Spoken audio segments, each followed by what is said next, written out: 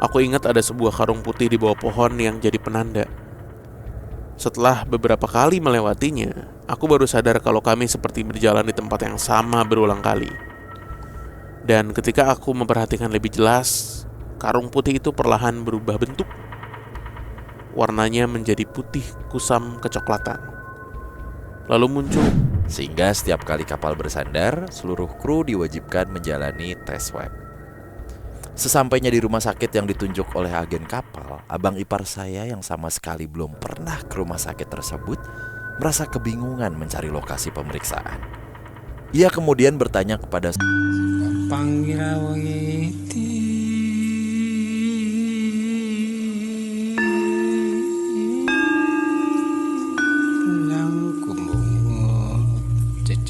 Panggawa parawanggati sajawandang kalawana bengke.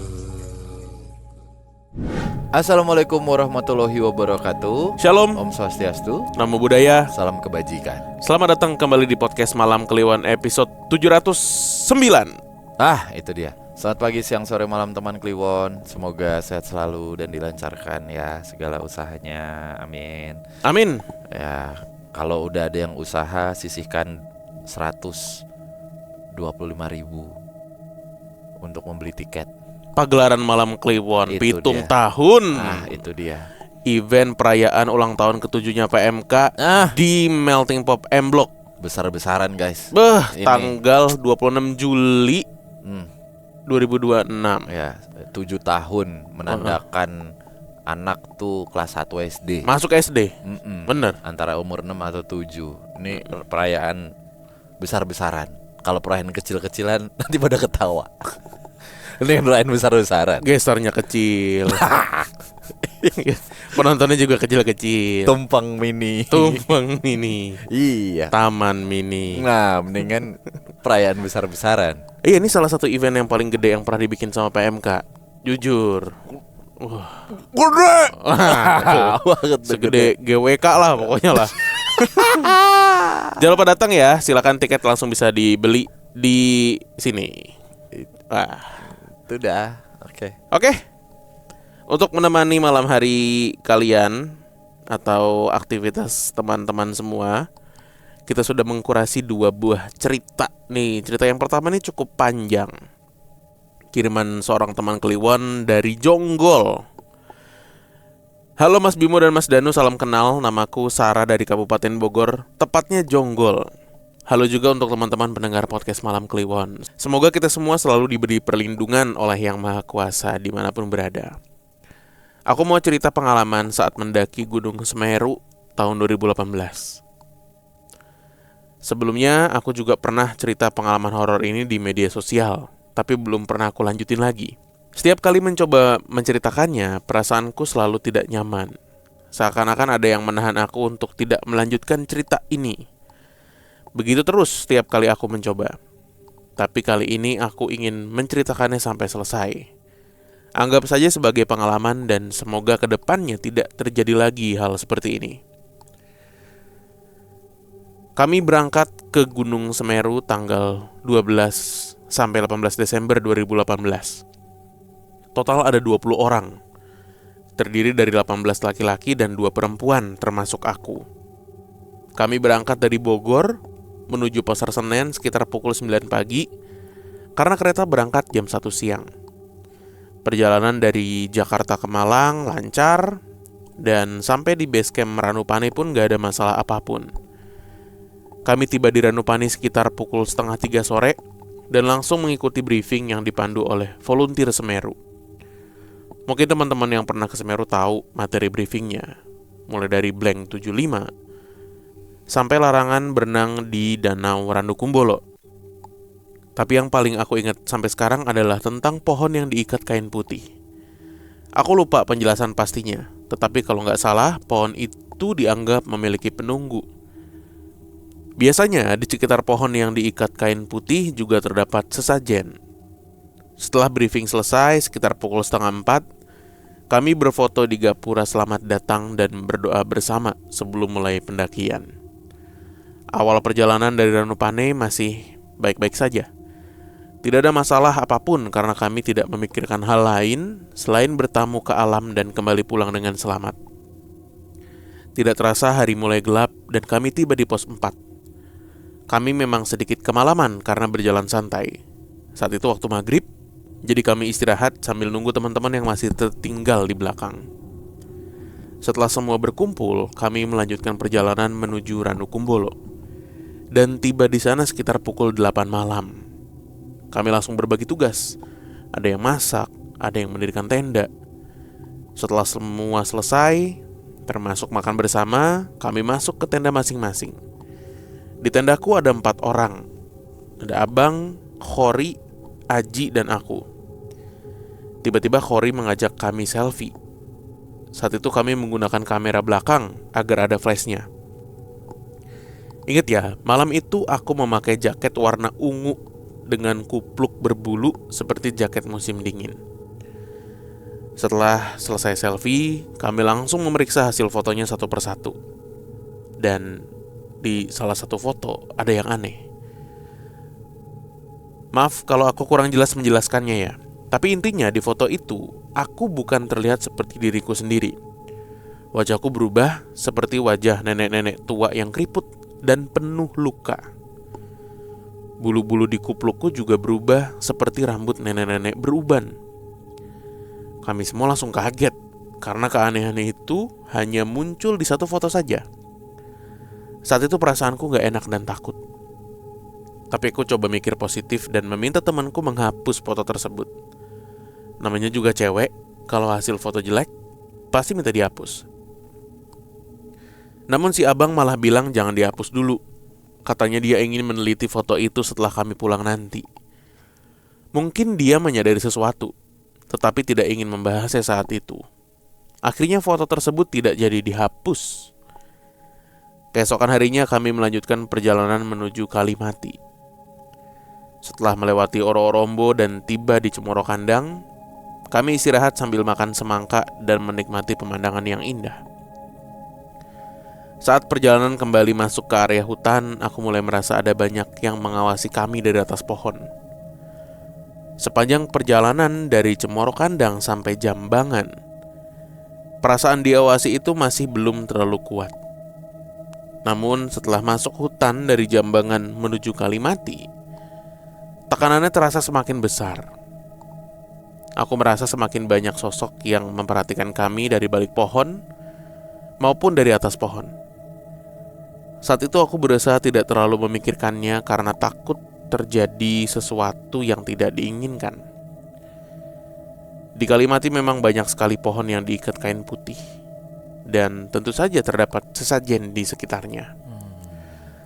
Perjalanan malam menuju puncak juga terasa berat, terutama saat melewati Arcopodo. Namun semua tekanan itu hilang begitu kami sampai di batas vegetasi. Kami lanjut perjalanan menuju puncak dan akhirnya tiba sekitar pukul 7 pagi. Alhamdulillah kami semua berhasil sampai di puncak. Namun setelah turun dan kembali masuk area hutan, semua tekanan itu kembali muncul. Seakan-akan mereka memang menunggu aku turun dari puncak. Mungkin karena levelnya berbeda, jadi mereka tidak berani mengikuti sampai ke atas. Setelah tiba kembali di Kalimati, kami melanjutkan perjalanan ke Ranukumbolo untuk menginap 1 malam lagi. Semua masih aman sampai akhirnya kami pulang menuju Ranupane. Disinilah kejadian aneh kembali terjadi. Dari 20 orang yang berangkat, ada 3 temanku yang turun lebih dulu. Sebut saja Adit, Syafiq, dan Ijal. Mereka turun lebih awal agar bisa menjemput kami kalau sampai Ranupane terlalu malam. Sekitar pukul 4 sore kami mulai jalan turun menuju sana. Sebelum sampai pos 3, kami kembali kemalaman di jalur. Saat itu sudah masuk waktu maghrib. Kami berhenti sejenak untuk beristirahat. Tiba-tiba muncul seorang bapak-bapak berusia sekitar 50 tahun. Entah dari mana datangnya, aku gak tahu apakah aku yang gak sadar atau emang dia muncul gitu aja. Tetapi kami semua kaget. Bapak itu membawa tas gendong yang resletingnya terbuka, membawa celurit, dan tidak memakai alas kaki. Sebagai sesama pendaki, Kami tentu menyapanya. Awalnya aku kira dia baru pulang berkebun karena muncul dari arah bawah jurang dan bawa celurit. Namun ketika kami menyapa dan bertanya dari mana asalnya, dia tidak menjawab sama sekali. Bahkan tidak tersenyum. Ekspresinya datar. Jujur saja saat berbicara dengannya, aku bahkan gak berani menatap matanya. Tanpa berkata apapun, bapak itu terus berjalan melewati kami. Dua temanku, Dika dan Abi, merasa penasaran. Mereka meminta izin untuk berjalan lebih dulu dan mengejar bapak tersebut. Abang mengizinkan dan mereka pun berangkat duluan maksudnya. Sekitar pukul 6:30 kami kembali melanjutkan perjalanan. Saat itu aku sudah benar-benar merasa gak nyaman. Rasanya sesak, ramai, dan seperti ada banyak yang ikut berjalan bersama kami. Aku berjalan di samping abang. Karena sebelumnya sudah 2 kali mendaki bersamanya, dia cukup paham dengan kondisiku. Dia terus mengingatkanku agar tidak melamun dan meminta aku membaca surat-surat pendek serta ayat kursi. Di tengah perjalanan, aku mencium bau kapur barus yang sangat menyengat. Bersamaan dengan itu, terdengar suara seperti ada yang memukul-mukul pipa besi saluran air dari arah belakang. Bagi yang pernah ke Semeru mungkin tahu bahwa ada saluran air berupa pipa besi di beberapa titik jalur. Suara itu terus mengikuti kami. Tidak lama kemudian bau kapur barus menghilang, tetapi carrier yang kupakai tiba-tiba terasa sangat berat. Padahal aku hanya menggunakan carrier 45 liter dan bahkan tidak membawa air sama sekali. Aku mengeluh kepada abang. Lalu dia menawarkan bertukar tas karena dia hanya membawa depek yang lebih ringan. Namun anehnya, meskipun tas sudah berpindah, rasa berat di pundakku tidak juga hilang. Sampai akhirnya aku tidak membawa tas apapun selain sling bag kecil berisi ponsel dan dompet. Tetapi tengkukku tetap terasa panas dan berat. Aku minta istirahat sejenak. Di dekatku ada pohon tinggi. Tiba-tiba aku melihat sesuatu bergerak cepat memanjat ke atas pohon. Saat aku hendak melihat lebih jelas, abang langsung menghalangi pandanganku. Gak usah dilihat, dah jalan aja. Namun dari sudut mataku, aku sempat melihat sosok kecil berwarna hitam seperti bayangan anak kecil. Semakin lama, perjalanan terasa semakin aneh. Aku merasa jalurnya seperti berputar-putar. Aku ingat ada sebuah karung putih di bawah pohon yang jadi penanda. Setelah beberapa kali melewatinya, aku baru sadar kalau kami seperti berjalan di tempat yang sama berulang kali. Dan ketika aku memperhatikan lebih jelas, karung putih itu perlahan berubah bentuk. Warnanya menjadi putih kusam kecoklatan. Lalu muncul wajah hitam. Aku langsung mengalihkan pandangan. Dari semua sosok yang pernah kulihat, itulah yang paling tidak ingin kulihat. Suara pukulan pada pipa besi tadi masih terus terdengar hingga kami hampir mencapai pos 1. Saat itu aku udah benar-benar kelelahan. Akhirnya, gapura awal pendakian mulai terlihat. Namun sebelum sampai ke sana, aku melihat sosok hitam besar berdiri di dekat gapura. Setelah melewati gapura, aku tidak sadarkan diri. Menurut teman-temanku, aku mengalami kesurupan. Saat sadar, aku sudah terbaring di atas tumpukan carrier dan diselimuti emergency blanket. Ketika duduk, aku melihat seorang nenek dan anak kecil sedang memperhatikanku sambil tersenyum. Tapi senyum mereka terasa sangat aneh. Tidak lama kemudian, aku kembali kehilangan kesadaran. Setelah benar-benar sadar, aku baru menyadari bahwa para pendaki lain di Ranupani terlihat biasa saja. Seolah kejadian seperti itu memang hal yang lumrah di Semeru. Oh ya, masih ingat bapak-bapak yang tadi dikejar Dika dan Abi? Menurut mereka, bapak itu tidak pernah ditemukan. Padahal mereka sampai lari ngejar bapak itu. Logikanya, kalau kita mengejar seseorang di jalur yang sama, pasti akan terlihat kan? Tapi mereka sama sekali nggak menemukannya. Kemana bapak itu pergi, kami tidak pernah tahu. Dia manusia atau bukan, kami juga nggak tahu. Kalau aku ingat-ingat lagi, cara jalannya memang terasa aneh. seperti agak melayang gitu. Setelah beristirahat dan sempat berkunjung ke Bromo, kami akhirnya pulang ke Jakarta dan kembali ke rumah masing-masing dengan selamat. Keesokan harinya, tiba-tiba abang menghubungiku. Dia bertanya soal foto selfie yang kami ambil di Semeru. Foto yang wajahku berubah jadi nenek-nenek itu. "Fotonya kamu hapus ya?" tanya dia. Aku bingung karena justru dia yang waktu itu melarang menghapusnya. Tapi ketika kami mencari foto tersebut, ternyata benar-benar gak ada. Padahal aku sangat yakin foto itu gak pernah dihapus. Foto itu hilang begitu aja. Sampai sekarang gak pernah ditemukan. Seolah memang tidak boleh ditelusuri lebih jauh. Itulah pengalaman paling menyeramkan yang pernah aku alami. Karena bukan hanya aku yang merasakannya, tetapi juga teman-temanku. Terima kasih Mas Bimo dan Mas Dandu sudah mau membaca ceritaku. Semoga kalian selalu sehat dan terus menghadirkan kisah-kisah horor yang seru. Sekali lagi terima kasih banyak. Semoga di lain kesempatan aku bisa berbagi pengalaman horor lainnya. See you. Amin.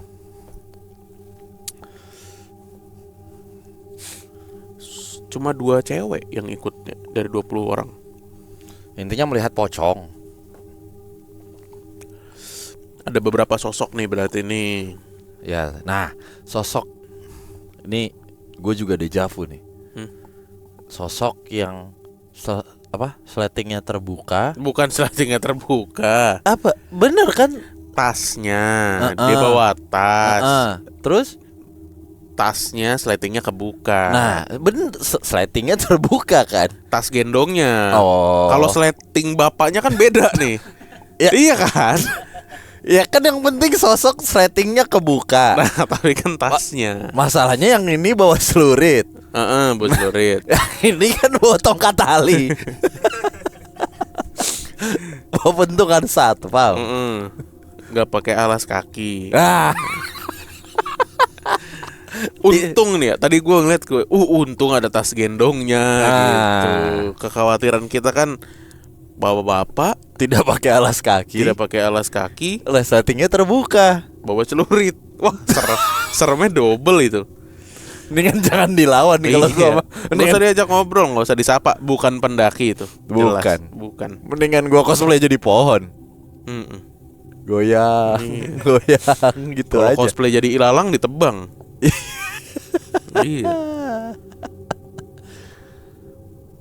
Tapi pendakian ber-20 sih rame ya. Rame banget Pak. ya. Rame banget. Rame banget. Biasanya orang kan berlima gitu, berenam. Lo firma mau OWD lo apa gimana? Bab, open fight di atas Meru. 20 versus 20. Nah, itu maksudnya. Serem sih tapi sih ketemu sosok-sosok kayak gini. Karena mbaknya sensitif juga sebenarnya. Mungkin ya. Untung si abang tadi tuh abang baik dia. Abang baik. Soalnya kan mbaknya bilang ini yang sosok paling dari apa kalimatnya pokoknya dari semua sosok ini yang paling males gitu paling kan. dia hindarin. Berarti kan asumsinya kan memang dia kan bisa melihat begitu maksudnya. Tahu ya. Kenapa sih ngeliatin doang ya si ini? Si Siapa? sosok ini. Berarti pocong kan ya? Iya. Karung putih. Jadi apa istilahnya apa sih? Jadi kok jadi jorok kan ya? Jadi kotor. Jadi kotor. Lalu muncul wajah hitam. Aku langsung mengalihkan pandangan. Wajah hitam, giginya ompong. Cakep. Jangan dicakepin dong. Itu pantun. Nggak cakep. Oh. Wajah hitam, giginya ompong. Mimpin institusi. Dulunya supir tuh. Kok ditebelin? Anjir. Kali aja kali. Iya. Apa ya tapi ya gue nggak nemuin ininya lagi. Apanya tuh? Silver liningnya gitu. Kayak apa yang membuat dia akhirnya dibuntutin. Terus si sosok-sosok ini tuh apakah berkaitan gitu. Kalau si sosok nenek dan anak kecil kan akhirnya muncul tuh pas dia lagi setengah sadar di dalam tenda itu. Ya kalau gue mah sama dengannya yang tadi, memang banyak sensitif aja gitu. Iya, jadi banyak yang memperhatikan gitu, yang nempel. Tapi yang menarik itu makhluk yang ada di mana, Kalimati tadi ya, di Iya. batas vegetasi itu tuh nggak bisa naik ke area puncak karena ada yang lebih kuat gitu. Biasanya begitu kan. Iya, Jangankan begini, ibarat kata rumahnya kan, ntar lu ibarat katanya dulu dah. Gue kagak, temuin nih. ibarat kata katanya tuh Premier League gitu, Pak. Nah, Gua kata. pemain-pemain yang ada di peringkat klub-klub yang ada di peringkat Nah, tengah tuh nah. agak sungkan kan ke atas karena di atas udah ada MU. Udah ada setan merah. Nah, itu udah ada setan merah. Sungkan lah kan. Sungkan. Kayak Apa ya, Rifat tadi apa lo, ya? kayak Rifat lo. Sungkar itu beda. Iya, jangankan atas bawah. Hmm. Vertikal aja kan juga ada kan. Kayak di rumah gitu. Dia tidak bisa ke area depan. Area yang di depan lebih kuat. Biasanya Oh kan iya, gitu. benar. Nah, kalau yang itu tuh. Area beroperasi. Nah, kalau atas bawah mah analogi Premier League bisa. Hmm. Luar dalam. Yang saya tidak bisa masuk ke dalam. Kami cuma hanya bisa di luar. Yang di dalam lebih kuat. Gitu. Benar. Kami tuh ingin merangsek masuk. Belum bicara teritori nih. Nah, itu lagi. Iya kan, area utara ini sama area selatan. Iya. Barat timur udah ada West Coast East Coast. Nah, Iya. iya. Utara selatan udah ada Nah. kurva not, kurva sud. Nah, Di Milan. Milan. Iya, Benar. nggak bisa saling telikung ya. Nggak bisa. Harus emang. paham area. Batas emang udah batas, benar. Nah, kalau enggak kan kayak Nadiem Makarim ya. God. Susah ya ngeremnya. Oke, terima kasih tadi teman kita dari Jonggol deket Thailand. Jonggol di mana sih? Tapi kenapa ya? Jonggol, orang Jonggol. Bukan. Sony Wakwau. Kenapa? Setan di dalam tuh emang lebih kuat ya memang. Setan di dalam tuh Daripada lebih setan di luar. kuat. Yang di dalam bilang, yang di luar itu setan-setan yang tidak dikenal. Yang di luar, hei kamu, gitu. Udah nggak kuat sebenarnya, gendut aja, gendut. Kok fisik, anjing. Udah hilang ini anak orang. Ya anak orang, monyet. Aduh. Oke, kita lanjut ke cerita berikutnya. Ngek. Oke. Halo Bang Bimo dan Bang Danu, perkenalkan saya Dila dari Batam. Saya sudah aktif mendengarkan PMK sejak masa pandemi dan masih setia mengikuti sampai sekarang. Saran kami, aktiflah di kegiatan lain yang lebih bermanfaat. Oke, tapi terima kasih Dila. Cerita ini berasal dari kisah nyata yang dialami kakak kandung saya beserta suaminya pada Maret 2021. Saya dan keluarga inti tinggal di Batam, sedangkan kakak saya tinggal di Medan. Kisah ini berawal dari abang ipar saya yang bekerja sebagai pelaut. Hah, kok disiapin? Cita-cita Pelaut. Ke pelaut.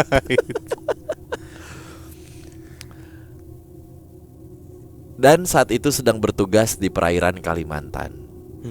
Pada masa tersebut, pandemi COVID-19 sedang berada di puncaknya. Sehingga setiap kali kapal bersandar, seluruh kru diwajibkan menjalani tes swab. Sesampainya di rumah sakit yang ditunjuk oleh agen kapal, abang ipar saya yang sama sekali belum pernah ke rumah sakit tersebut merasa kebingungan mencari lokasi pemeriksaan. Ia kemudian bertanya kepada seorang nenek yang kebetulan lewat mengenai letak ruang swab. Nenek itu tidak menjawab sepatah kata pun, tetapi hanya menunjuk ke suatu arah dengan jarinya. Abang ipar saya pun mengikuti arah yang ditunjuk sambil mengucapkan terima kasih. Namun setelah berjalan mengikuti petunjuk tersebut, ia tidak menemukan ruang swab, yang ada justru area kamar jenazah. Beruntung seorang petugas melihat kebingungannya dan kemudian mengarahkannya ke ruang pemeriksaan yang sebenarnya. Setelah kembali ke kapal, abang ipar saya mulai mengeluhkan penglihatannya yang mendadak kabur. Padahal sebelumnya ia tidak memiliki riwayat gangguan mata seperti minus ataupun silinder. Kapal yang ditumpanginya kemudian melanjutkan pelayaran dari Kalimantan menuju Batam. Selama perjalanan itu, kondisi matanya semakin memburuk, hingga ia benar-benar tidak bisa bekerja. Kami sekeluarga di Batam pun diberi kabar mengenai keadaannya. Setibanya di Batam, ia langsung dibawa ke rumah sakit untuk menjalani pemeriksaan menyeluruh. Namun hasilnya membuat kami semakin bingung karena tidak ditemukan penyakit apapun yang dapat menjelaskan gangguan penglihatannya. Saat itu saya sangat ingin bertemu dengannya, tetapi terhalang oleh ketatnya protokol COVID-19 yang diterapkan oleh pihak agen. Setelah 4 hari berada di Batam, akhirnya dia dipulangkan ke Medan untuk dirawat oleh istrinya yang merupakan kakak kandung saya. Seminggu berada di Medan, kondisinya tidak juga membaik. Penglihatannya kadang kembali normal, tetapi lebih sering kabur. Yang membuat keadaan semakin aneh, setiap kali pandangannya mulai kabur, ia selalu mengaku melihat kupu-kupu. Tidak lama setelah melihat kupu-kupu tersebut, ia akan berteriak-teriak seperti orang yang sedang kesurupan. Kakak saya pun berusaha mencari berbagai pengobatan. Ia membawa suaminya menjalani ruqyah hingga kepada 3 ustaz yang berbeda. Tetapi setiap kali proses ruqyah dilakukan, abang ipar saya selalu berteriak kesakitan, meskipun hanya disentuh ringan di bagian bahu. Ketiga ustaz tersebut memberikan pendapat yang kurang lebih sama. Mereka bilang bahwa abang ipar saya telah menjadi target sosok nenek yang ditemuinya di rumah sakit dan akan dijadikan tumbal. Mendengar hal itu, kakak saya tentu sangat terkejut. Namun ia tetap berusaha melakukan segala cara yang mungkin bisa membantu kesembuhan suaminya. Seiring berjalannya waktu, kondisi abang ipar saya semakin tidak menentu. Ia sering berteriak tanpa alasan yang jelas, ngamuk sama orang-orang di rumah, bahkan beberapa kali mengancam akan membunuh kakak saya. Di sisi lain, ia juga kerap mengeluh bahwa dirinya sudah tidak kuat lagi menahan apa yang sedang dialaminya. Setelah mencari berbagai informasi dan saran dari banyak orang, akhirnya ada seseorang yang memberikan masukan yang menurut kami cukup masuk akal. Orang tersebut menyarankan agar abang ipar saya dibawa kembali ke kota di Kalimantan, tempat awal kejadian itu terjadi. Menurutnya, gangguan seperti ini terkadang hanya bisa dilepaskan jika dikembalikan ke tempat asalnya. Namun takdir berkata lain. Keesokan harinya, abang ipar saya justru dipanggil menghadap Yang Maha Kuasa. Kami semua sangat terpukul. Kakak saya hanya diberi waktu sekitar 2 minggu untuk merawat dan mendampinginya di rumah sebelum akhirnya harus kehilangan suaminya untuk selamanya. Meski begitu, kami tetap bersyukur karena setidaknya ia sempat dipulangkan ke Medan dan berada di tengah keluarganya pada hari-hari terakhirnya. Kami gak bisa membayangkan bagaimana jika ia harus mengembuskan napas terakhir di atas kapal, jauh dari orang-orang yang mencintainya. Walau alam, mungkin memang ajalnya sudah tiba. Namun hingga hari ini kejadian tersebut masih terasa janggal dan membekas di benak keluarga kami. Seseorang yang berangkat bekerja dalam keadaan sehat walafiat tiba-tiba jatuh sakit tanpa penyebab yang jelas, lalu pergi meninggalkan kami dalam waktu yang begitu singkat. Sekian cerita dari saya. Terima kasih Bang Bimo dan Bang Danu. Jika cerita ini berkenan untuk dibacakan, semoga selalu diberikan kesehatan dan kesuksesan untuk seluruh tim PMK. Amin. Zaya. Nih Tragis ya ini. tragis. Cuman ini cerita-cerita yang akhirnya membuat membuat pertanyaan gue tuh besar sekali gitu. Udah gitu, balik lagi. Apa yang dilakukan sama abang ya? Tahun 2021, ya itu benar 2021, udah ketiga ustadz nih dengan bantuan iman agama ya. Anggaplah pemuka agama ya. Kita juga sering dapetin banyak cerita dari pemuka agama lain gitu. Tapi kuat banget coy. Gak lepas coy. Kayak bener-bener Gila. Tanem gitu ya. 3 ustadz loh, 3 pemuka agama, entah 3 pendeta atau 3 apapun lah, tapi nggak mempan ini pakai agama nih. Pakai apa lagi kalau nggak pakai? Nah, itu kan tadi akhirnya ada 1 orang. Gila ya, dan di 2021 gitu maksud gua, baru kemarin coy. Milenium. Bukan kejadian lawas gitu ya. Iya, itu aja sih kayak wah damn. Gila ya. Berarti memang ya walau alam gitu, terlepas dari takdir, memang sudah takdir gitu. Banyak nih cerita-cerita gini nih gitu. Iya, pertanyaan berikutnya kayak kesalahan apa yang dilakukan sama abangnya gitu ya. Ketika sampai di tanah orang gitu kan. Biasanya kan ada trigger-triggernya tuh. Nggak tahu, Iya nggak kan? tahu juga sih. Kalau Sampai iya. maksudnya sampai ketiban apa ya, gue bisa bilang apa sekali ya kayak gini. Nggak tahu sih gua, cuman bisa aja kayak memang kalau karena tumbal ya, kayak misalnya lo pesugihan gitu, coba nanti harus ada 3 cowok yang jadi tumbal dari daerah lain misalnya gitu ya, bisa aja kan, Iya, nggak ada bisa berbuat aja kayak apa-apa gitu. gitu. Ini berarti orang yang salah di waktu yang salah aja gitu ya. Iya. Kasian banget. Iya. Ya ampun. Apakah ada hubungannya sama nenek-nenek tadi? Neneknya nih yang ngambil tumbal ya pak, gitu. Neneknya, Jahat. nenek di cerita horor tuh udah presiden buruk pak. Udah pasti jahat. Udah pasti Kalau jahat. dicerita buruk. Nenek sudah tua cu, kanco. Tentunya jancuk. Salah. Nenek Nggak, lu kasar. curhat. Nenek kasar. Kok kasar nenek? Ya pokoknya doa dari tim PMK juga buat omnya ya. Omnya teman Kliwon ini. Sedih ceritanya cuy. Kak Dila dari Batam. Oke, terima kasih buat teman Kliwon yang sudah menonton dan mendengarkan. Buat yang ikutan pagelaran malam Kliwon nanti, kita ketemu di lokasi. Siap. Dadah.